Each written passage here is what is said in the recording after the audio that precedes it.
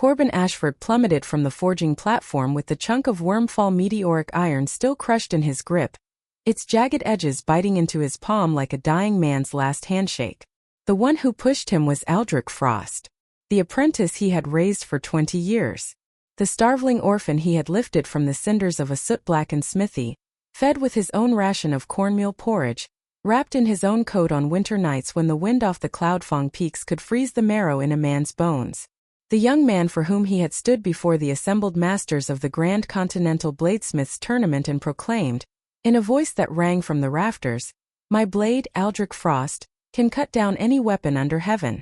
That boy. That man. In the instant of the fall, time stretched like hot steel on the anvil.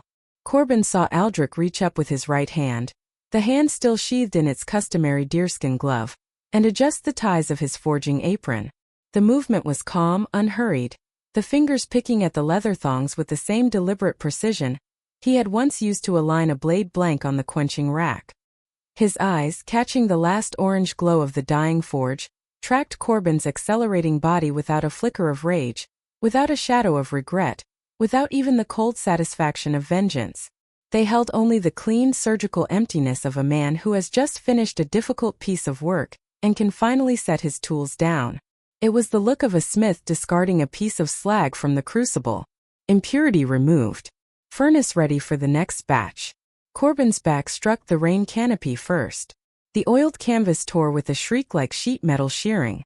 Then the ancient pine halfway down the mountain, a tree that had stood sentinel on that slope for 4 centuries, caught him across the spine, and he felt rather than heard the wet, percussive crunch of his own vertebrae giving way.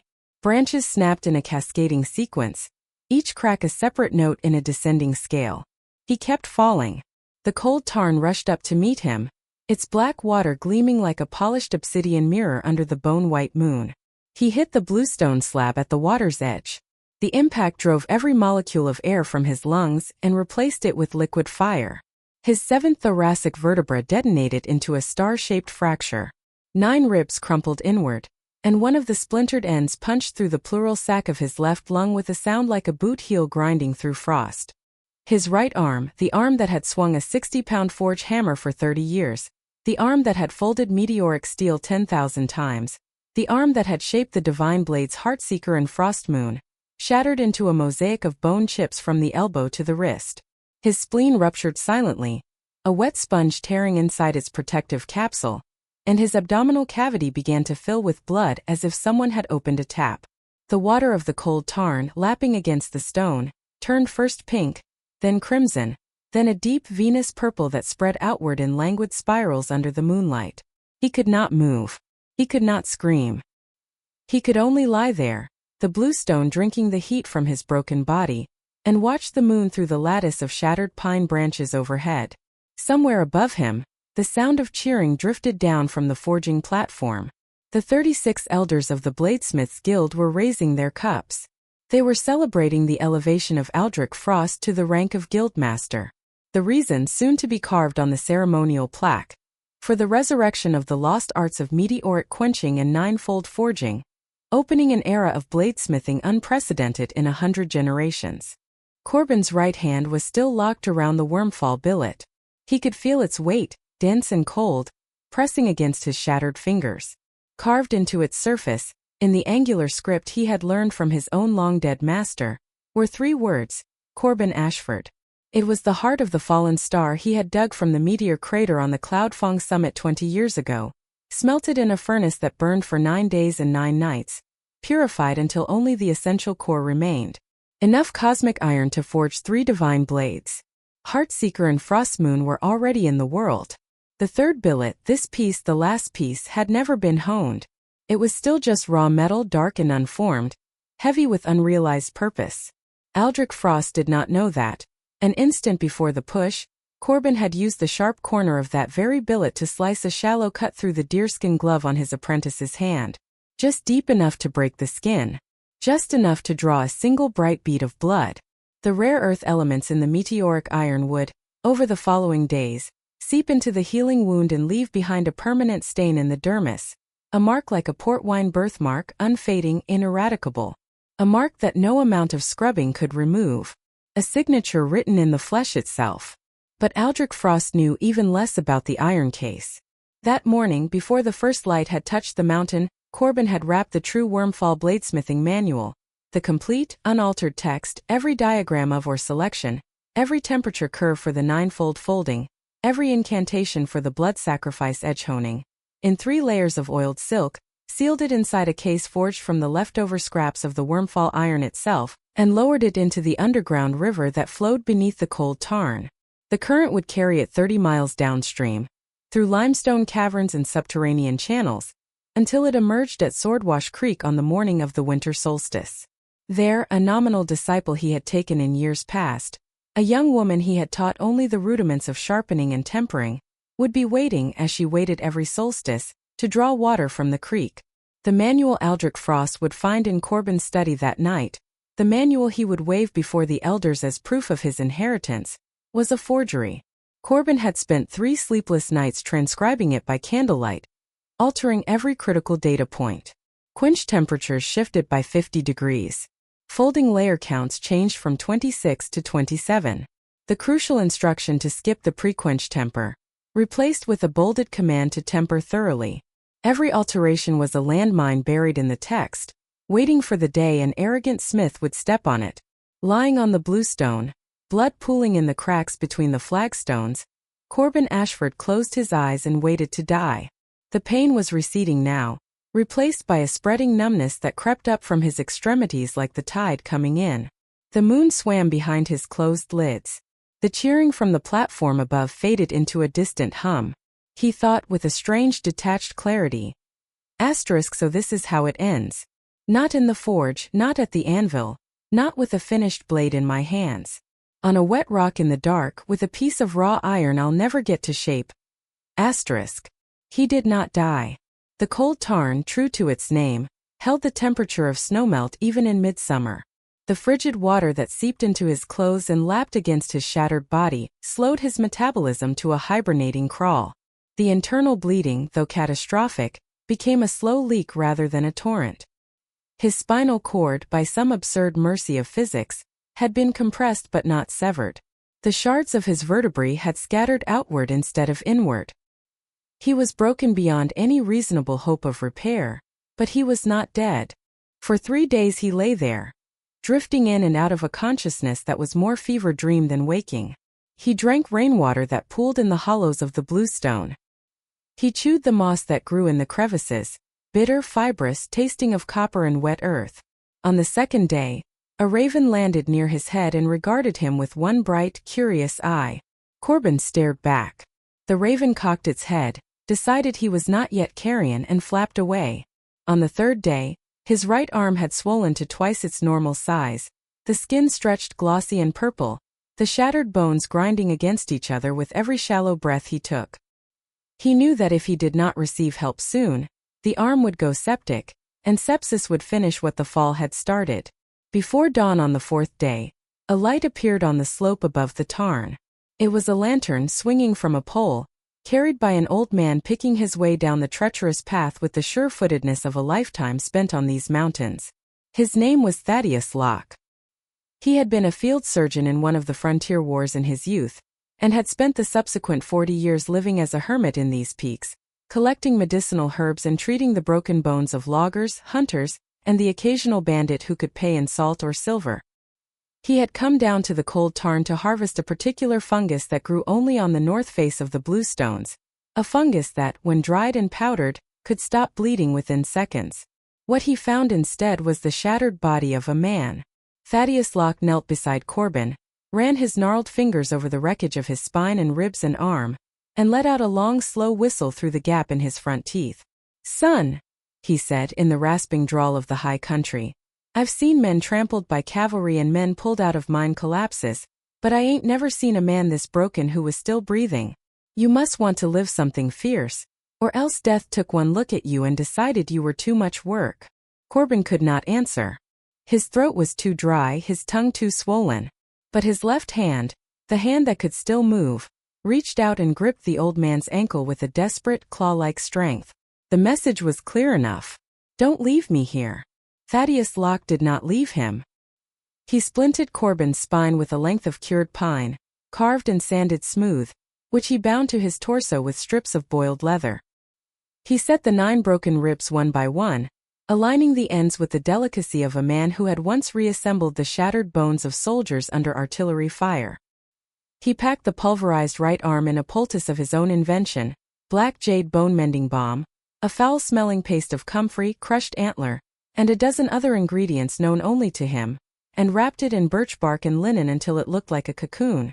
Then he built a travois from pine branches, strapped Corbin onto it, and dragged him up the mountain to his thatched hut. The hut became Corbin's world for 2 years. He lay on a pallet of dried moss and watched the seasons change through the cracks in the log walls. Winter snows piled up to the windowsill.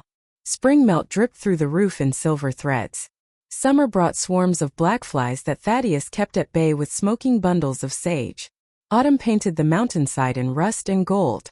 Through all of it, Corbin lay still, while his body knitted itself back together with the slow, painstaking deliberation of a master smith repairing a shattered blade.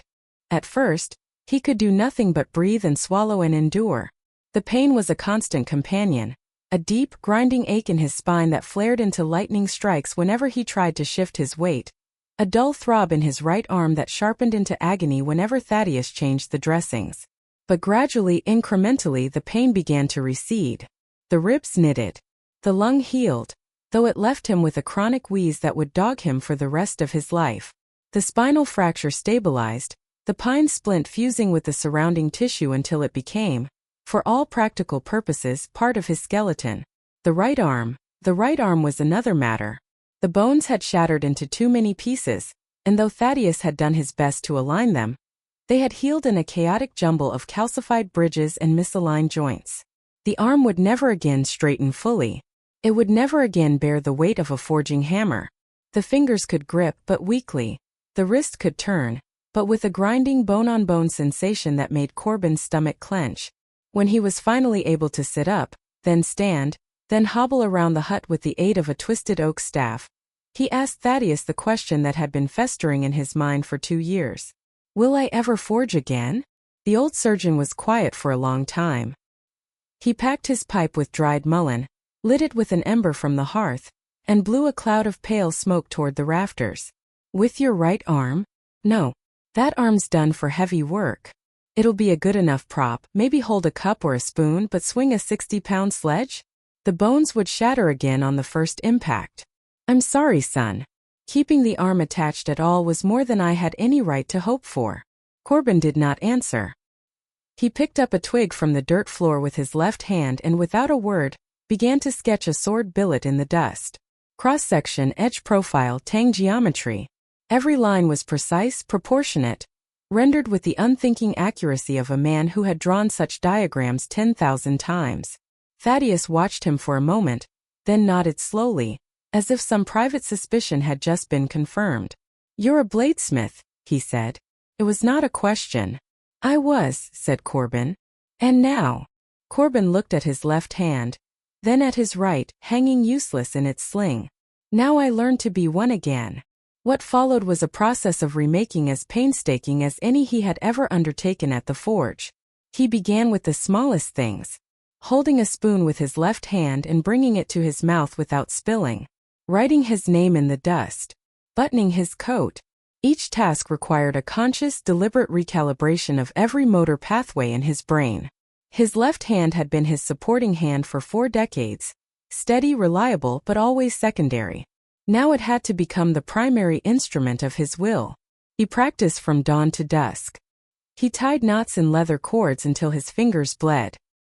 He carved spoons from pine blocks until the knife felt like an extension of his thumb. He built a small grinding wheel in the yard and taught his left hand to hold a blade at a consistent angle, stroke after stroke, until the edge that emerged was straight and true. After 5 years, he asked Thaddeus to help him build a forge. They dug a pit in the hillside, lined it with firebrick, and rigged a bellows from deerskin and hollowed logs. Corbin found a chunk of scrap iron in the ravine below the hut, and heated it until it glowed cherry red. Then with his left hand, he lifted a hammer. Not the 60-pound sledge of his glory days, just a modest 3-pound crosspeen, and struck. The iron moved under the blow. Sparks scattered across the dirt floor. The sound of the hammer on the hot metal, that particular ringing note that was neither a clang nor a chime but something between, filled the small hut and echoed off the mountainside. Corbin's right arm, hanging at his side, twitched with the ghost memory of the motion. His left arm, the muscles still unfamiliar with the task, delivered the blow a fraction off-center. He adjusted, struck again, adjusted again. By the end of that first session, he had produced a misshapen lump of metal that barely qualified as a blade. But it was a blade. He had made it. With his left hand, with his body half broken, he had made something from nothing. 5 more years of practice brought him to a level of proficiency that exceeded what his right hand had achieved in its prime. The left hand, forced to learn from scratch, had developed none of the bad habits and compensatory patterns that had crept into his right over decades of repetitive labor. Its strokes were cleaner, its angles truer, its force distribution more even. By the time Thaddeus Locke died peacefully in his sleep at the age of 87, Corbin could swing a 60-pound hammer with his left arm and deliver blows of a precision that would have made his younger self weep with envy. He buried the old man beneath the pine tree where Thaddeus had liked to sit and smoke his pipe in the evenings. He carved a marker from a slab of granite and set it into the earth with his own hands. Then he packed a sheepskin satchel with the few things he needed: a change of clothes, a whetstone, the wormfall billet that had never left his side, and walked down the mountain for the first time in a decade. It took him a day and a night to reach Greenstone.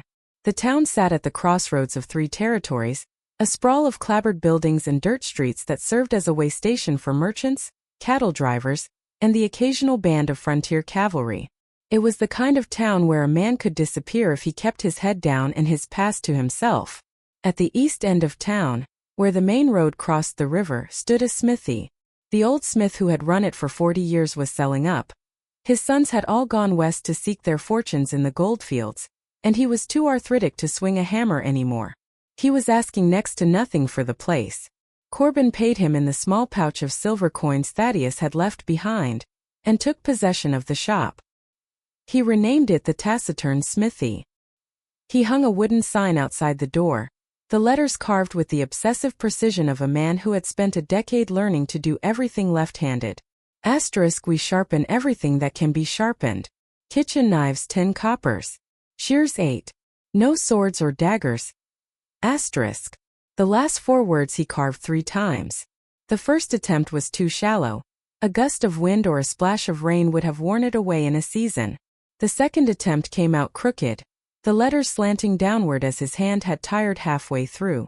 The third attempt he attacked with a fury that surprised even himself, gouging into the wood until the strokes were deep enough to fit a finger, as if he were trying to carve the prohibition into his own bones. He did not want to touch swords anymore, but he did not want to be asked why he wouldn't touch them. The sign was a scab over a wound that had never fully healed. The townsfolk called him Mo. It was short for Silent Mo, the nickname they gave him when it became clear that he spoke only when strictly necessary, and sometimes not even then. He gave his name as Mo Silent, and if anyone thought it was an odd name they didn't press. In Greenstone, a man's past was his own business. Plenty of people in this town were running from something. One more wouldn't raise any eyebrows. He developed a routine and stuck to it with monastic discipline. Up before dawn, stoke the forge, organize the day's sharpening cue. Work from sunrise to sunset, left arm suspended in the air, right hand in its thick leather glove providing only the lightest stabilizing pressure on the blade. 45 minutes per kitchen knife. Edge angle deviation no more than half a degree from heel to tip. When he finished each blade, he would run the pad of his left thumb along the edge, close his eyes, and feel for the microscopic imperfections that only his fingers could detect. If the edge was right, he would oil it, sheath it, and set it in the pickup rack. If it wasn't, and it almost always wasn't on the first pass, he would go back to the stone and start again.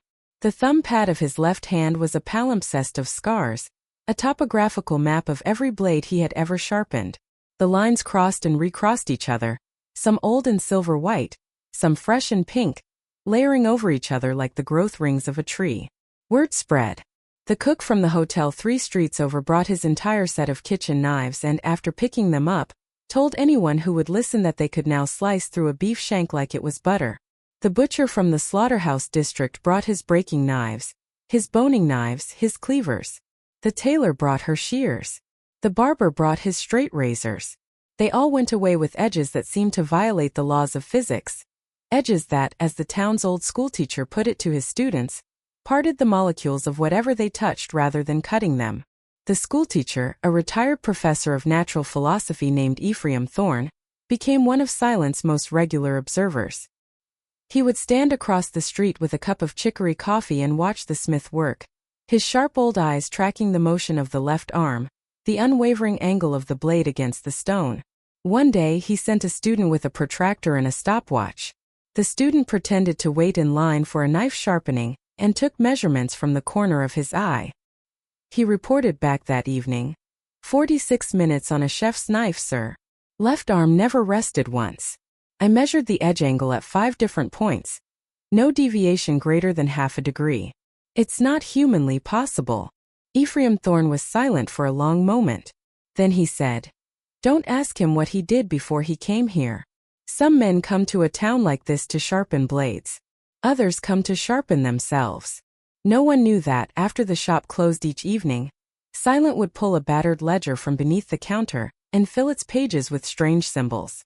They looked like star charts or chemical formulae, or the kind of arcane diagrams you might find in a medieval alchemy text. They were, in fact, the embryonic form of a complete metallurgical system, one that did not rely on the traditional methods of hundredfold forging or dragon blood quenching, but on an entirely new paradigm. He called it, in the privacy of his own mind, the Nine Nethers quenching art. It used the wormfall iron as its base, but replaced the yang fire of conventional forges with a theoretical yin fire drawn from deep geothermal vents. At the moment of quench, a 9-fold cold forging sequence would be introduced, creating a nanoscale layered crystalline lattice within the steel that would, in theory, achieve a combination of hardness and flexibility that no traditional method could match. The system circumvented all the traditional dependencies: no need for dragon blood, no need for spirit stones, no need for volcanic vents or lightning strikes or any of the other rare and unreliable resources that the old manuals demanded. It was, in essence, a democratization of the divine blade. Anyone with a forge, a bellows, and the knowledge could make one. It was called the supplement to the Wormfall Manual. Its predecessor was the manual currently in Aldrich Frost's possession, the falsified one, the one with the fatal errors baked into its core. Silent had spent 10 years in this shop, sharpening kitchen knives and watching the angle of his left wrist, while his mind was simultaneously working out the physics of a revolution. By the time the news from the capital reached him, the supplement was complete. It filled over 40 ledgers, each wrapped in oiled cloth and locked in an iron chest beneath his bed. The news came on an autumn afternoon, through the crackling speaker of his old push-button radio. The 20th Grand Continental Sword Assembly was being held at Harmony Hall in the federal capital. Aldrich Frost, the wunderkind of the Frost School, the heir to the Wormfall legacy, the youngest guildmaster in the history of the guild, had swept the top 3 honors with Heartseeker, Frostmoon, and his newest creation, Soulfrost. He was being hailed as the greatest bladesmith of the age. The radio played his acceptance speech, his voice warm and unctuous and pitched just so. "My late master, Corbin Ashford, may his soul find peace, passed me the Wormfall Manual before he went into seclusion in the high mountains. He said to me, 'Frost, I am old. You finish what I started.' I have carried those words in my heart for 20 years. Silent's hand stopped on the whetstone. The blade he was polishing, a carbon steel carving knife from the hotel kitchen, caught the light and threw it back in a silver arc. He listened to the rest. The auction of Soulfrost, starting at 100,000 gold pieces. The plans for the Frost manner of bladesmithing. The interview with Lyriel Swallow, Aldrich's wife, her voice like a bell struck with a silver hammer. Those who question my husband are motivated by envy. He has done more to advance the art of the blade than anyone in a century. My husband is the true heir of the Ashford legacy." When the broadcast ended, Silent turned off the radio and sat in the sudden silence. The forge coals ticked as they cooled. Outside, the autumn rain had started again, a steady gray drizzle that blurred the outlines of the buildings across the street. He picked up his old push-button phone and dialed a number from memory. The voice that answered was young, eager, with the rough-edged accent of the frontier territories. "Mo? I was just about to call you." Perry Flint was the son of the town's best hunter. A lanky young man with a head full of copper curls and a talent for moving through the world without leaving ripples. He had been coming to the taciturn smithy since he was a boy, first with his father to get hunting knives sharpened, then on his own, lingering around the shop because something about the smith fascinated him. One day, after watching Silent sharpen a skinning knife for a full hour, he had said out of nowhere, "You're not sharpening that like a kitchen knife. You're putting a sword edge on it." Silent had said nothing. Perry had pressed. "My pa says you never take sword work, but every knife that leaves this shop could cut through armor. Why is that?" The next day, Perry became his student, not in bladesmithing because Silent would not teach that, but in something equally valuable, the art of gathering information. Perry had spent the last 3 years crisscrossing the territories, visiting every smithy and blade shop and military depot, piecing together the story of Aldrich Frost's rise. "Tell me about Soul Frost," Silent said. "The cloud patterns on the blade. Are they symmetrical?" Perry's answer came without hesitation. "Perfectly symmetrical. Everyone's talking about it. They say it's the most beautiful blade Frost has ever made. The patterns flow like ripples on a pond, identical on both sides like a mirror image. The guild elders are calling it the pinnacle of the ninefold forging art." Silent closed his eyes. There it was. The confirmation he had been waiting for. The final piece of a puzzle he had been assembling for 10 years. "Then he's still using the false manual," he said. "What do you mean, false?" "The Wormfall ninefold forging method, the real one, produces cloud patterns that are inherently asymmetrical. Meteoric iron doesn't fold like ordinary steel. Its crystalline structure is irregular, chaotic, shaped by its journey through interstellar space. When you fold it under the hammer, the left spin layers and the right spin layers develop slightly different grain orientations. The patterns that emerge during the quench are always a little off-center, a little unbalanced, like a reflection in moving water. Perfect symmetry is impossible unless you're not folding meteoric iron at all. He's using ordinary high-carbon steel, folding it to create surface patterns, then etching the blade with acid to make it look like wormfall grain." Perry was quiet for a moment. When he spoke again, his voice was harder. "That means every sword he's sold to the military is a painted skin blade," Silent finished. "Looks beautiful on the parade ground. Snaps in half the first time it hits real armor. I already had my suspicions. Did you find the records I asked for?" "I did." Perry's voice dropped, as if someone might be listening. 20 years ago, shortly after you disappeared, Frost took a contract from the War Department. 3,000 heavy cavalry swords, to be made according to the Wormfall method. I found the decommission reports in the archives at Fort Remembrance. 2,047 of those swords failed in combat. Catastrophic edge fracture, they'd shatter on impact, leave the soldier holding a hilt with a 2-inch stub of blade. A lot of men died, Mo. The official inquiry blamed the iron suppliers. 2 merchants were court-martialed and hanged. But the iron wasn't the problem. Silent set the carving knife down on the counter with a soft click. 2,047 swords. 2,047 men who had raised their weapons to block an enemy's strike, and found themselves holding nothing but air and a broken tang. He thought about those men, frontier cavalry mostly, young farmers and ranchers' sons who had enlisted because the pay was better than a harvest and the recruitment posters promised glory. They had trusted their blades to protect them. The blades had betrayed them. And the man who forged those blades was standing in Harmony Hall right now, accepting a standing ovation, his voice thick with fake emotion as he invoked the name of the master he had tried to murder. "There's more," Perry said. "He's hosting a viewing banquet at the Harmony Tea House on the winter solstice. All the guild elders will be there. The heads of the 6 martial orders. The deputy secretary of war. He's going to announce that he's opening the Wormfall manual to the public, publishing sections of it for any smith to study. His wife's already spinning it as a great act of generosity. The art of the blade should not be hoarded by one school. She's good, Mo. She's real good." Silent stood up and began to pace the length of the shop, his right leg dragging slightly, the old spinal injury asserting itself in the cold damp of the autumn rain. "He's not being generous," he said. "He's laundering his reputation.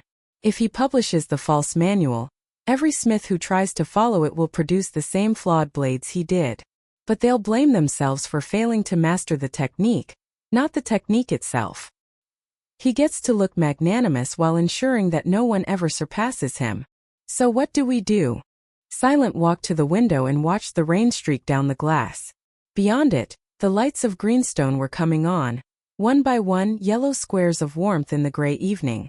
He thought about the iron case still waiting in the underground river beneath the cold tarn. He thought about Rowan Locke, the granddaughter of the man who had saved his life, who had been checking Swordwash Creek every winter solstice for 20 years without fail. And he thought about the ledgers locked in the chest beneath his bed. 40 volumes of symbols and diagrams, the life's work of a dead man who wasn't dead.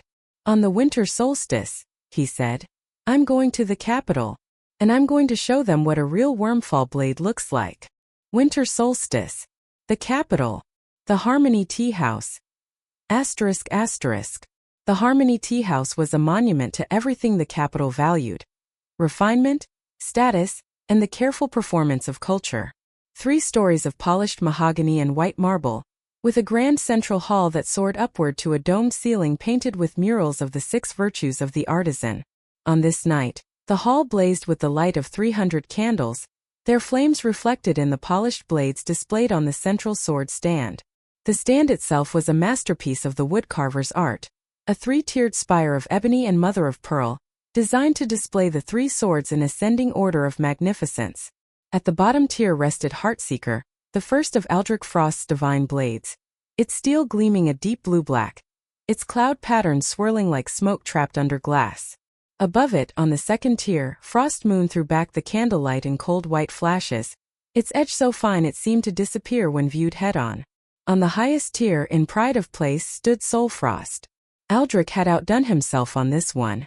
The cloud patterns were more elaborate than anything he had produced before, perfect mirror image whorls that cascaded down the length of the blade like frozen music. The hilt was wrapped in white ray skin and bound with silver wire. The pommel was a single flawless sapphire, cut to catch the light and scatter it in blue sparks. Beneath the stand, a banner of crimson silk proclaimed in gold embroidery, Aldrich Frost, foremost bladesmith of the age. Winter Solstice Sword Viewing Banquet. The hall was packed. The 36 elders of the Bladesmiths Guild occupied the front rows, their ceremonial sashes a rainbow of different colors denoting their ranks and specialties. Behind them sat the heads of the 6 martial orders, the Order of the Iron Fist, the Brotherhood of the Silver Arrow, the Society of the Jade Fan, and 3 others, each accompanied by their senior disciples. The Deputy Secretary of War was there, a stout, gray-whiskered man in a uniform heavy with medals, looking slightly uncomfortable in the civilian setting. And behind them all, filling the balconies and the standing room at the back, were hundreds of lesser smiths, traveling swordsmen, merchants, and curiosity seekers. Aldrich Frost stood beside the sword stand, resplendent in a long coat of moon-white linen, his dark hair bound with a silver pin.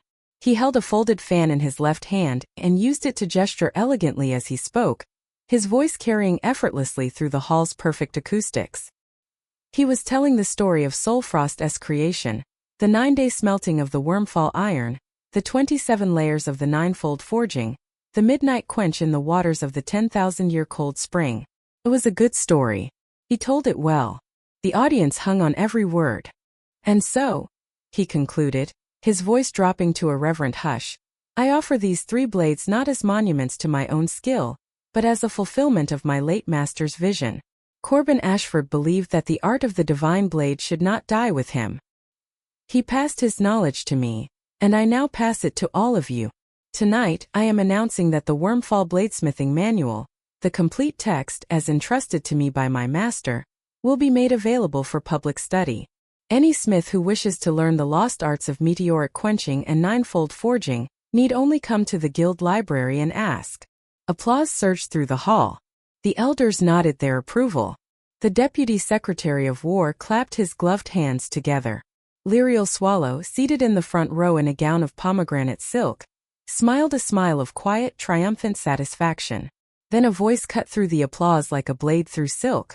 Aldrich Frost, you say Corbin Ashford passed you the manual. Then answer me 3 questions. The voice came from the 3rd-floor balcony. It was not a loud voice. It did not shout or boom or reverberate with the force of trained inner power. But it had a quality to it that made every head in the room turn. It was the quality of a hammer striking an anvil. Not loud but absolutely unmistakable.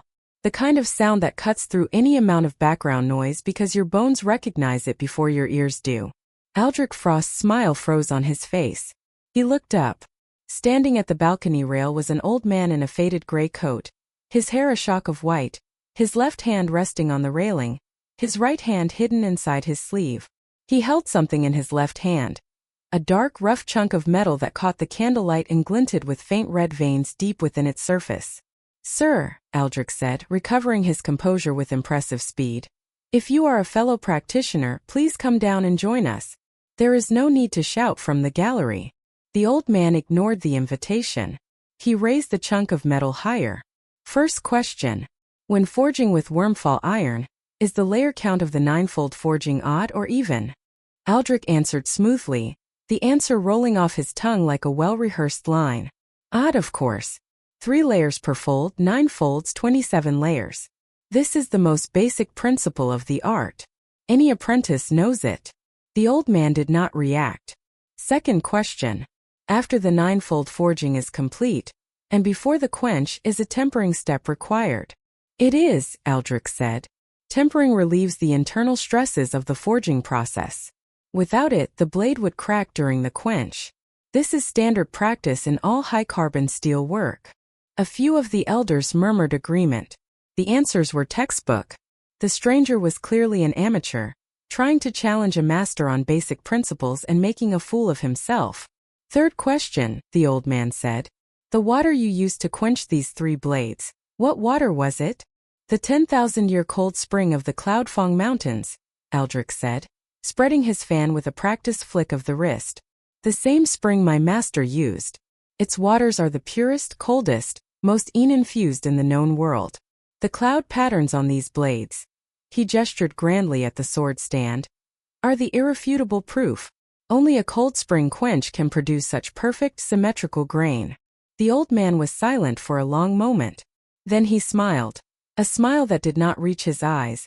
A smile that looked more like the flexing of a scar than an expression of amusement. "Aldrich Frost," he said, "every single answer you just gave is wrong." The hall erupted. Elders half rose from their seats. Swordsmen reached instinctively for hilts that weren't there. Weapons were not permitted in the tea house. The Deputy Secretary of War looked around in confusion. Lyriel Swallow's smile vanished, replaced by a sharp, assessing glare. Aldrich kept his composure, though his knuckles whitened on the fan. "Please," he said, spreading his hands in a gesture of patient magnanimity, "enlighten us." The old man began to descend the stairs, speaking as he walked. His steps were slow and deliberate, his right leg dragging slightly. The sound of his boots on the wooden steps punctuated his words like the beat of a slow drum.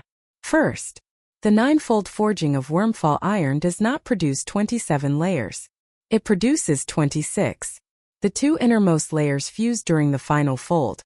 A phenomenon I call the hidden fold. It's invisible from the outside, undetectable by any means short of destroying the blade. Only someone who has actually held a wormfall blade in his hands and counted the layers under a microscope would know this. You claim to have forged 3 such blades. If that were true, you would know about the 26th layer. But you don't, because you've never forged a wormfall blade in your life." He reached the second-floor landing and kept descending. The hall was so silent that the creak of the stairs sounded like thunder. "Second, the pre-quench temper that you so confidently recommend is exactly the wrong thing to do. Wormfall iron is not ordinary steel. Its extraterrestrial crystal structure is fundamentally different.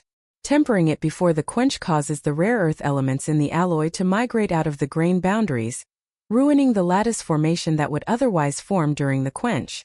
The real manual says, and I quote, 'Quench immediately after forging.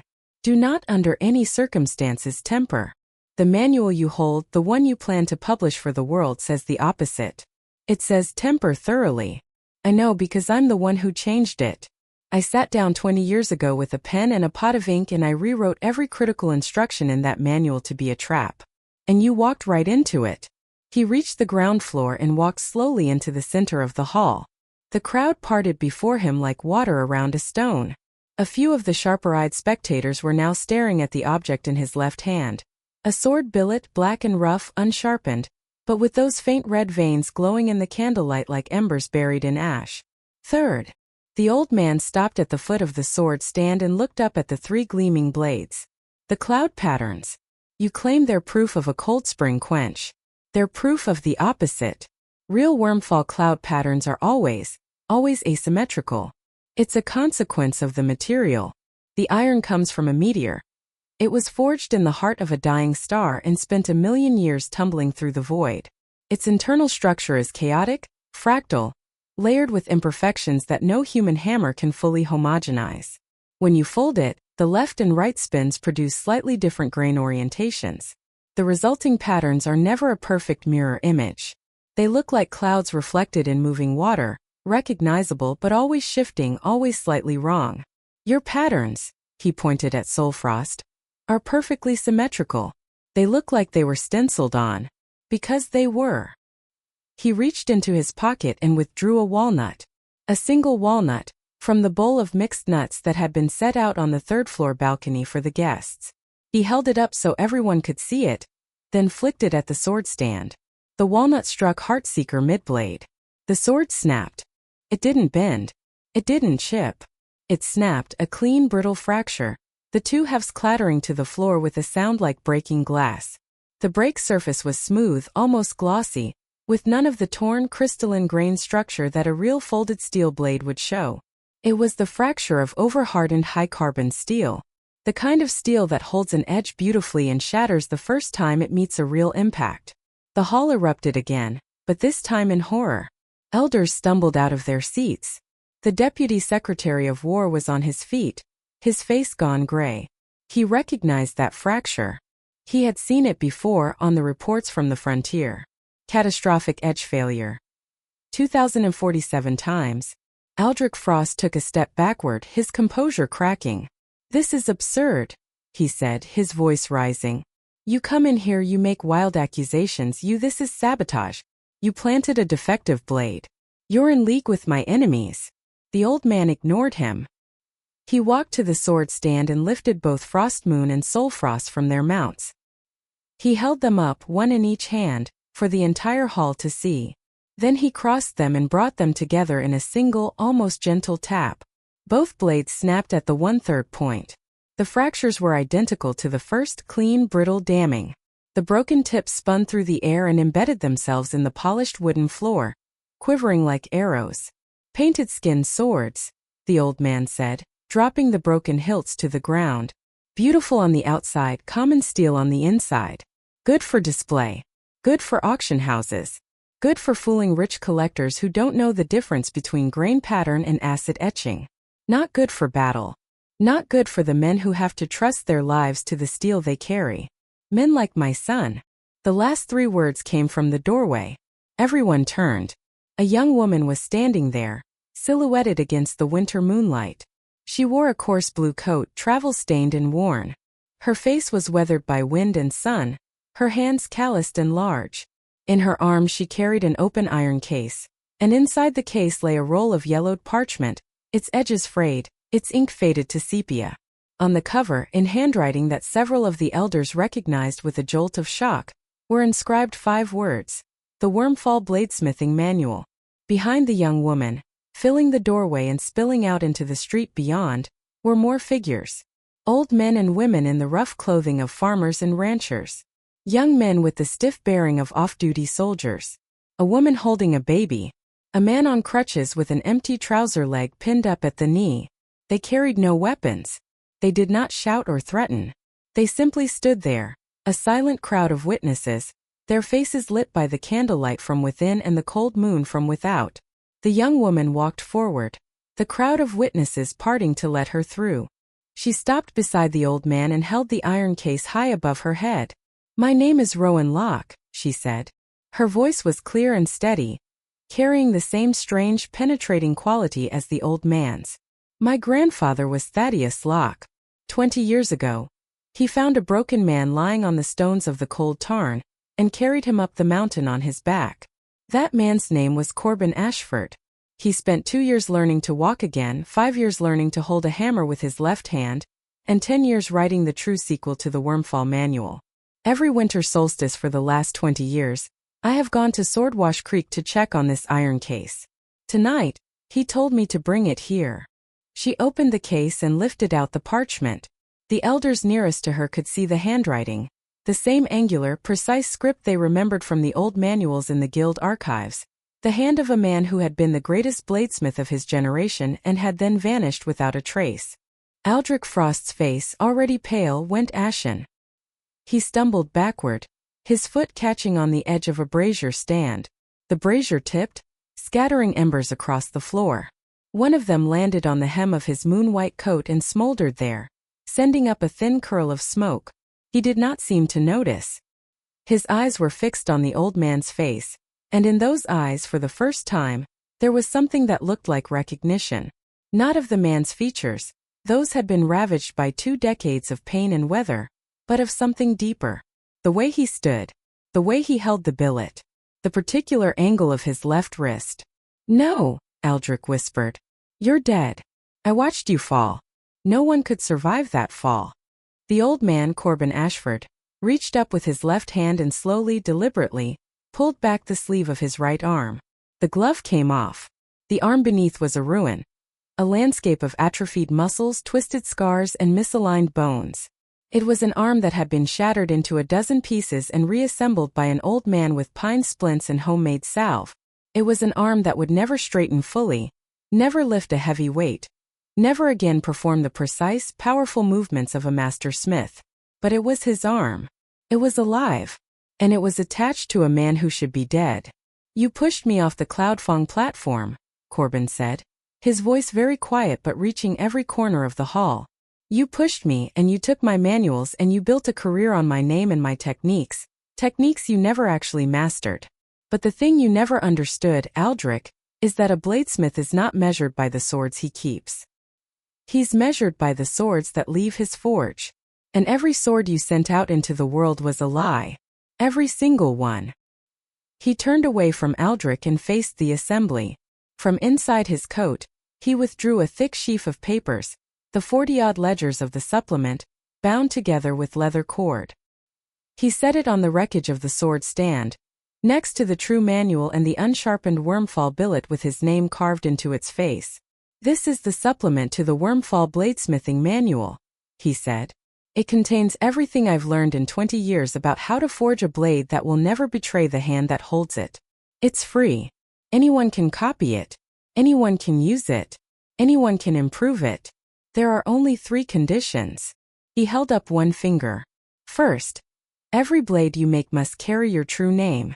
No hiding behind a guild stamp or a workshop brand. If you forge it, you sign it." A second finger. "Second, keep a record. Who bought the blade and where it's going. If a blade fails, the trail leads back to you. If a blade saves a life, the trail leads back to you too. Own both." The third finger. "Third, when you're done with this knowledge, pass it on. Don't hoard it. Don't sell it. Don't make it into a secret that dies with you. Give it to the next smith who needs it. No charge. No apprenticeship fees. No strings. The only payment is that they pass it on in turn." He lowered his hand. "That's it. Those are the rules. If you can live with them, come up here and start copying." For a long moment no one moved. Then slowly, a white-haired elder in the front row, a man named Elias Stone, who had been a master smith before Aldrich Frost was born, rose from his seat. He walked to the ruined sword stand, knelt before the manual and the supplement, and bowed his head. Then he pulled a notebook and a pencil from his coat and, sitting cross-legged on the floor, began to copy. Another elder joined him. Then another. Then a young smith from the back of the hall, his face still scarred from a forge accident, pushed through the crowd and knelt beside the elders. Then a woman with the leather apron of a farrier. Then a soldier in the uniform of the frontier cavalry. The line grew. A queue of people waiting for their turn to transcribe the books that Corbin Ashford had spent 20 years writing in a cramped smithy at the edge of nowhere. Aldrich Frost stood alone in the center of the chaos, the smoke from his smoldering coat hem curling around his knees. His hands had begun to shake, first a fine tremor in the fingers, then a more violent shudder that traveled up his wrists and into his forearms. It was the occupational disease of the lifelong smith, the accumulated damage of decades of hammer shock, held in check for years by muscle and will, now unleashed by a stress that had shattered his control. He stared down at his trembling hands with an expression of dawning horror. A swordsmith whose hands shook uncontrollably was a swordsmith whose career was over. The Deputy Secretary of War, his face a mask of cold fury, was already speaking in low, urgent tones to a cluster of military aides. By morning, the frost forging workshops would be under military guard. Their ledgers seized, their stock impounded. The investigation would take months, but its conclusion was foreordained. The painted skin swords were a fraud. The military contracts had been fulfilled with substandard material. Men had died because of it. Aldrich Frost was going to prison for the rest of his natural life. Lyriel Swallow, her pomegranate gown suddenly garish against the somber mood of the hall, had slipped out of her seat and was edging toward a side door. Two marshals of the court, who had been stationed at the banquet as a courtesy, intercepted her before she reached it. Her silver bell voice had gone silent. Her face was a rigid mask of controlled panic. As the marshals led Aldrich out into the snowy night, a sketch artist from one of the capital newspapers, who had been covering the banquet as a society event, leaned out of a second-story window across the street and rapidly filled a page in his sketchbook. The image that emerged, Aldrich Frost in his ruined white coat, his right arm extended and trembling uncontrollably, his face a study in shattered arrogance, would become the defining image of the scandal. It would be printed on broadsheets distributed across all 18 territories, accompanied by a caption that read simply, "The Trembling Hand. Aldrich Frost, purveyor of painted skin swords, led away by marshals on the night of the winter solstice."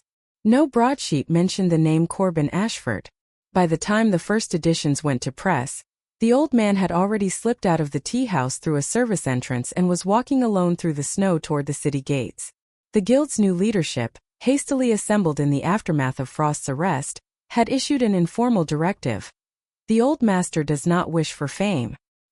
He has asked only for quiet. We will give him quiet. But his name did not disappear. Every copy of the True Wormfall Manual and the supplement that left the tea-house that night bore on its title page the same inscription. The Ashford School of Bladesmithing. Founder Corbin Ashford. Supplementary author Corbin Ashford. No honors, no titles, no flowery epithets. Just the name.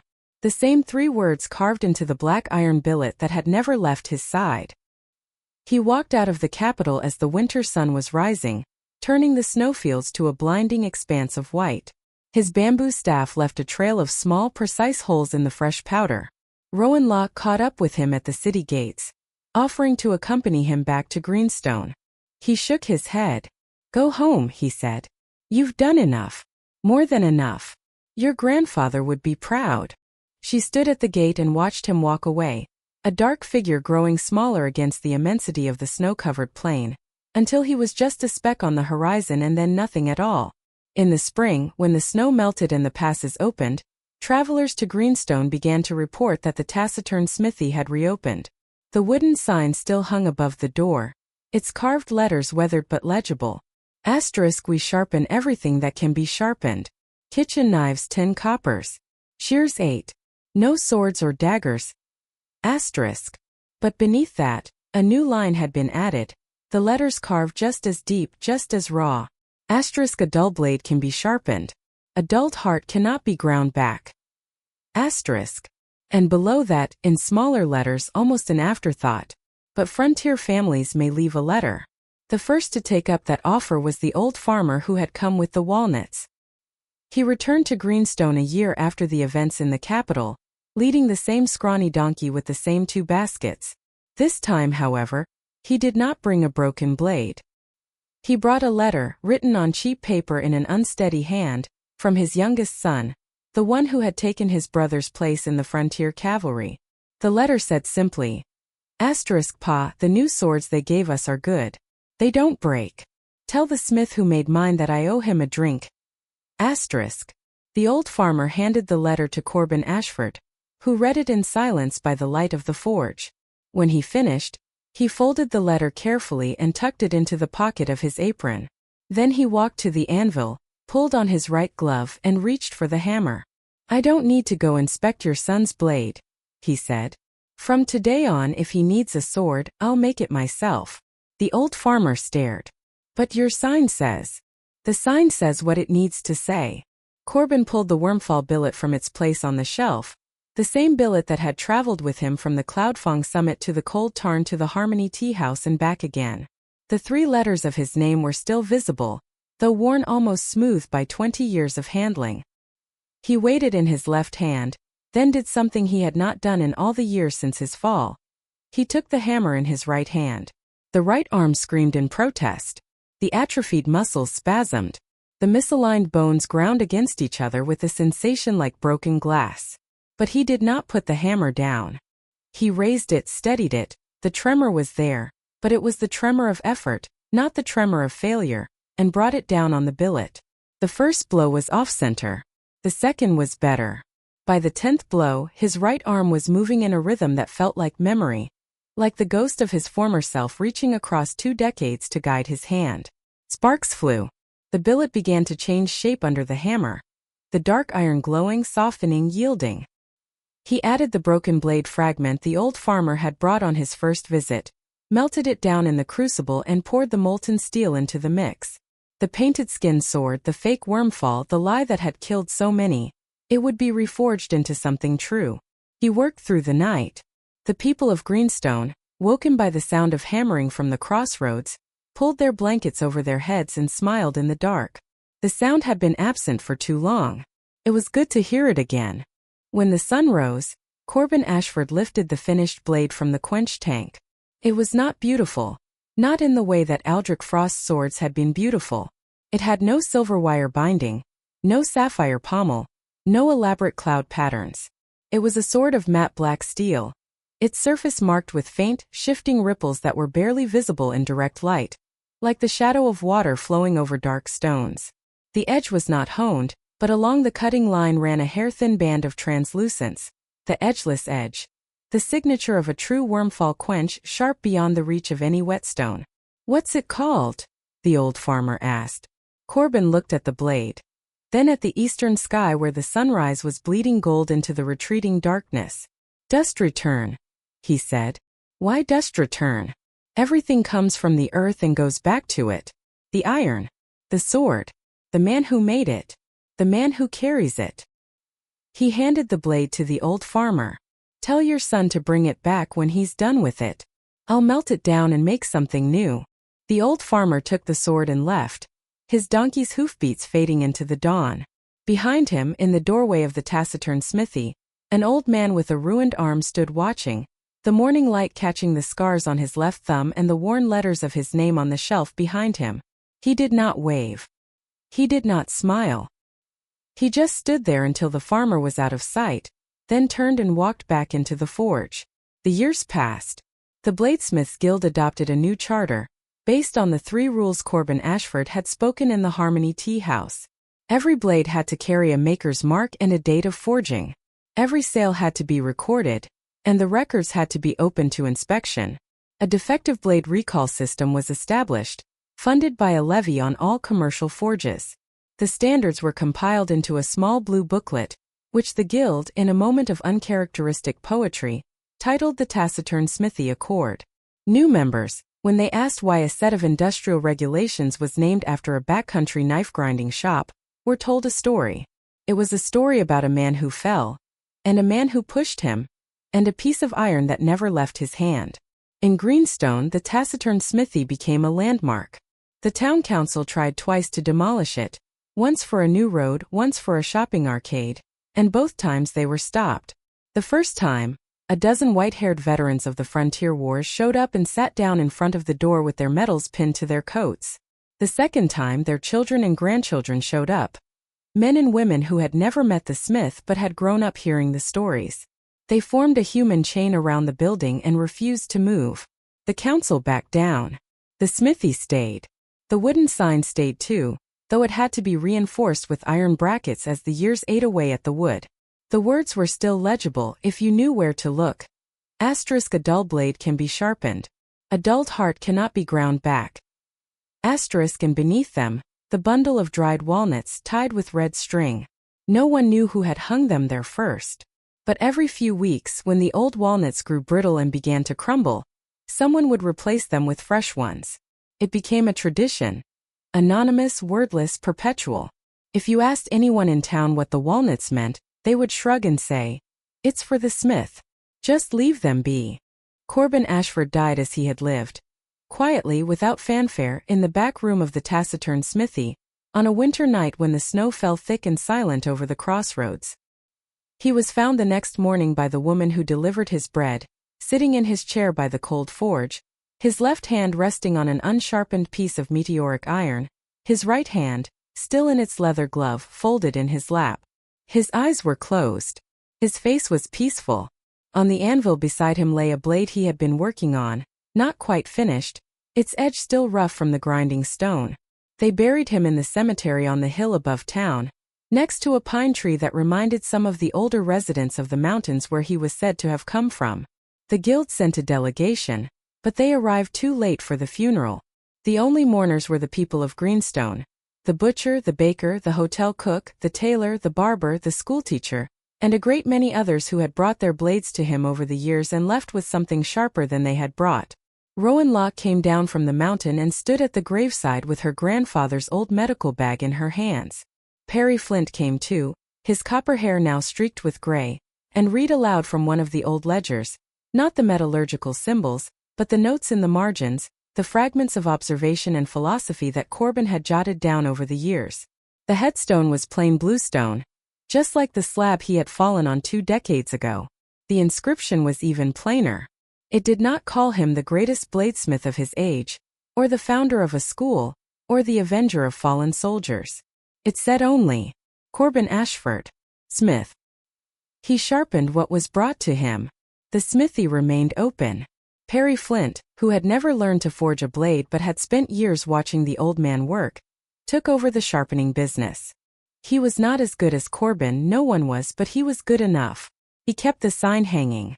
He kept the walnuts fresh. And he kept the last rule, the one Corbin had never written down but had lived by every day. If a frontier family came with a letter, he would take it, and he would give them a blade in return, and he would never ask for payment. In the guild headquarters in the capital, in a glass case in the Hall of Founders, there is a piece of meteoric iron. It is a billet, unsharpened, roughly shaped, its surface worn smooth in places by the touch of a hand. Carved into its face, almost illegible now, are 3 letters. See, no one knows how it got there.